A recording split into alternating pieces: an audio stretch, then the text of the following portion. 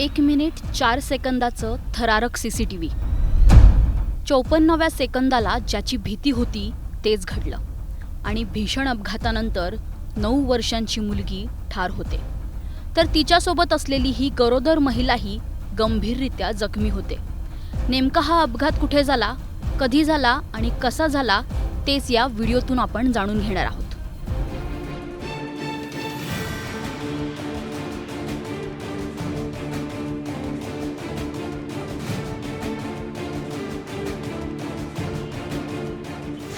डिसेंबरची दुपार, वेळ दुपारी 1:38.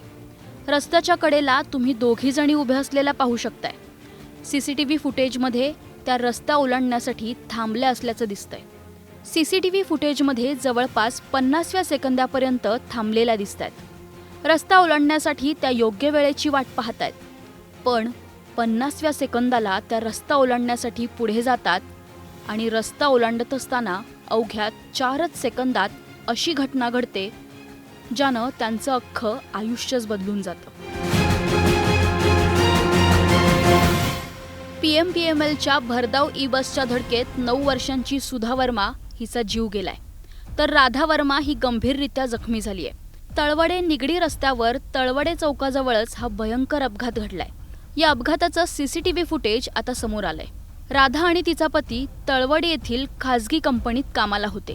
ती गरोदर असल्यानं मदतीसाठी 2 महिन्यांपूर्वी लहान बहीण सुधा हिला गावाकडून बोलावून घेतलं होतं.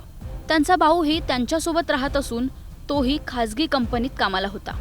रात्रपाळी करून आल्यानंतर राधाचा पती मंगळवारी घरी झोपला होता, तर राधा कामावर गेली होती. दुपारी 1च्या सुमारास ती घरी आली. जेवण करून सुधाला सोबत घेऊन पायी चालत कंपनीत परत कामावर जात होती. रस्ता ओलांडत असताना भरधाव बसने त्यांना धडक दिली आणि होत्याचं नव्हतं झालं. दोघेही गंभीर जखमी झाल्यानं सुधाचा मृत्यू झालाय, तर राधा गंभीर जखमी झाली आहे. तिच्यावर सध्या उपचार सुरू आहेत. आता या अपघात प्रकरणी बस चालक किरण पाटील याला पोलिसांनी ताब्यात घेतलंय आणि पुढील तपास केला जातोय. पण या घटनेनं वर्मा कुटुंब हादरून गेलंय. या अपघाताला नेमकं कोण जबाबदार, नेमकी चूक कोणाची होती, तुम्हाला काय वाटतं? कमेंट करून नक्की सांगा.